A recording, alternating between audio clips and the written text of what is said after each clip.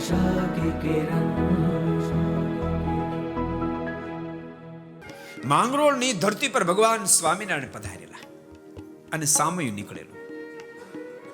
એ વખતે કબોવાણીઓ બહુ મોટો તજ લવિંગ વગેરે તેજાનાનો વેપારી, પણ નુકસાની બહુ ગયેલી.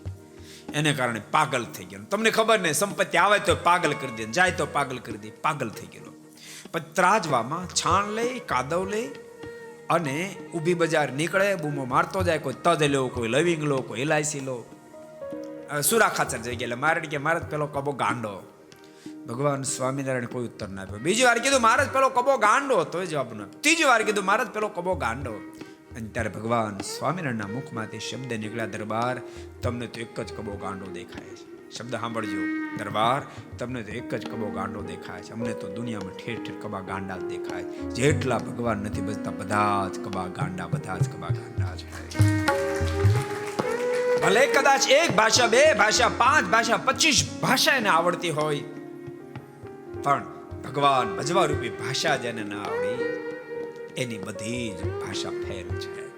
को पसंद आया हो तो लाइक करें और शेयर करना मत भूलिए। सब्सक्राइब करें सरदार कथा चैनल को और बेल आइकॉन पर क्लिक करना मत भूलिए लेटेस्ट वीडियो सबसे पहले पाने के लिए।